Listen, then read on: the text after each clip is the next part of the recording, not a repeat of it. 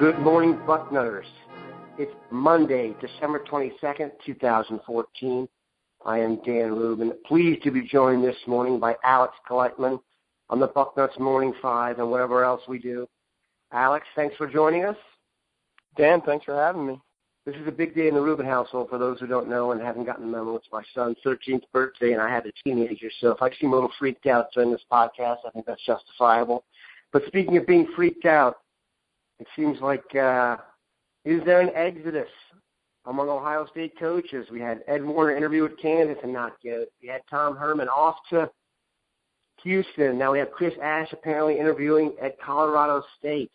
Will there be any coaches ready and focused for the big game against Alabama, Alex?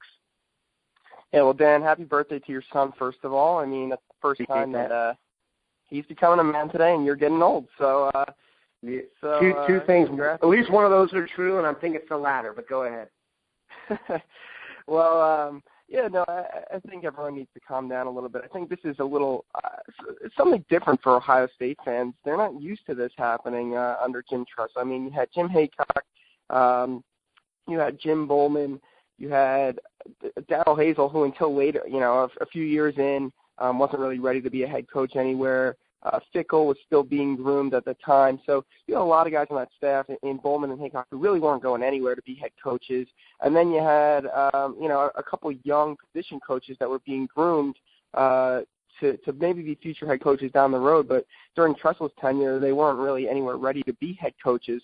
So I think this is all new to Ohio State fans. I think Florida fans will probably tell you under Urban Meyer they had kind of these rock star assistant coaches that, as you've seen on TV, a lot of them have gone on to be head coaches. Doc Holliday and Steve Adazio and Dan Mullen and there's a lot of other guys on that staff that have gone on to be head coaches. So I think this is just new to Ohio State fans. I'm not sure they know how to handle it, but in terms of being focused and ready for the college football playoff, I think it's all hands on deck. These guys are competitors. These guys are going to win. Plus, if they don't do what they're supposed to do, I think Urban Meyer, I made a joke, and I'm kind of joking. I think he might physically harm them if they're not in that position room doing their job. So I think before Tom Herman went through an interview process, before Chris Ash went through an interview process, before Ed Warner went through an interview process this year, I think Urban Meyer kind of sat down with them and said, listen, guys, if you get this job, more power to you. I'm all for it. But at the end of the day, you got to help me close out this national championship. Is this really a bad thing? I mean, I kind of view this on some level as your players leaving early for the NFL. Yes, it does deplete your roster, but it also shows a clear path from where you are to get where they want to go. So don't you think, we all talk about getting the next wonder kind coach like he did with, Herb did with Herman. Don't you think this makes it more likely they'll get that next guy now and be able to keep turning that over, given the fact that they've shown they're a lily pad spot for their assistants to head coaching jobs?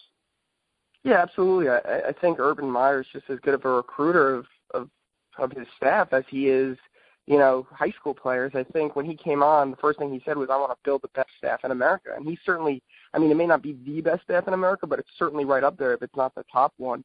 I think there's no reason to believe Urban Meyer's not going to get a great replacement for Tom Herman. I don't think Chris Ash or Ed Warner are leaving this year, but if they do leave at some point, I don't think there's any reason to be worried that Urban Meyer's not going to get a great replacement to fill in their shoes. He's done it everywhere he's gone. He's had great assistant coaches on his staff, and there's no reason to believe that just because he loses a couple, I think when you ask him to hire great coaches, a lot of these guys are going to be head coaches at some point in time. So they're going to leave when they're ready. You just got to kind of, as they do with recruiting, next man up. Just get that next man in there, put some talent in there, and keep the thing going. And I also imagine if you're starting to build a coaching staff, if you want to have a good one, it helps if the head coach is just the herb. So there's that. Switching to recruiting. Defensive tackle, obviously, I think is going to be the major narrative here, as if you look at the roster by the end of the season, we had our fears about wide receiver and linebacker, I think, over the last couple of years, even the secondary. I think there was some concerns about the offensive line, but not from a talent perspective, but maybe experience. I think defensive line, the interior of the defensive line is becoming a possible trouble spot. We'll have an item today in the boarding house about Adolphus Washington and his consideration of possibly leaving for the NFL. And Michael Bennett, his man next to him, There seems there could be a hole behind them. I haven't really seen the guys, or we haven't really seen the guys step up into the backup roles we might have expected. On the recruiting front, where do they stand generally with defensive tackle recruiting? Kind of bring us up to speed on that. And then what you think, if it would work out perfectly for them, how that would be. Yeah, well, they just added Robert Landers, which was a nice pickup, and they're going to need to add, I think, in their minds, one more defensive lineman. That's their goal. I think they're looking at 2 more spots in this class.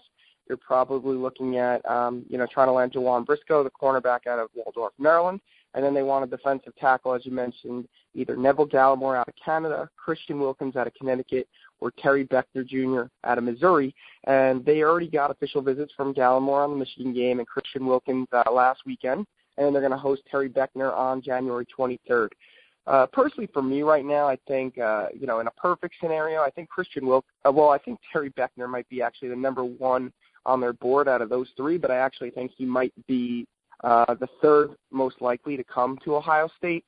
Missouri right now is definitely the strong leader, and they'll get the last visit on January 30th. So that situation's, in my opinion, not looking fantastic, but he's never been to Ohio State, and there's a lot of rumors out there, and I'm hearing a lot of chatter, and Steve Wilfong too, I think a little bit, that if there's one school that might be able to flip him, it's Ohio State. A little bit about Florida State too, but, Ohio State certainly has a shot there, but I'll put them 3rd for that. I think after Beckner, Wilkins is probably their top target in terms of him and Gallimore, only by a slight edge. He had a great official visit last week. It definitely put Ohio State back in the game, but I'm not hearing enough right now to think that the Buckeyes can top who I thought was a leader in Penn State, but also maybe Stanford out there. And obviously the ability to go play football for David Shaw and the academic opportunity out there is certainly one you can't blame someone for passing up. But Ohio State's certainly back in the game for Christian Wilkins. And then Neville Gallimore, who I think is an outstanding player and right up there in that group with those guys, and someone they would definitely take yesterday. He had a very good visit to Ohio State. Steve Wilfong switched the crystal ball for him to Ohio State and then back to Oklahoma after talking to his coach.